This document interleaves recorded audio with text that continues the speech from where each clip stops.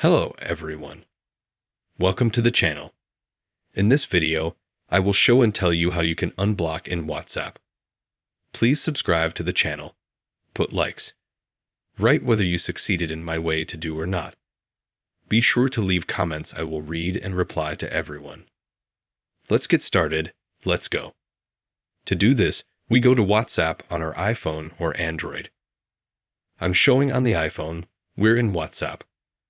Then we need to go into Settings. Open the Privacy tab. Here, I scroll down and there's Blocked.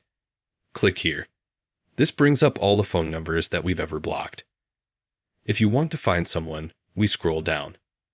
We find them. Then we click on that person. We find their profile. We go to the bottom, and it says Unblocked.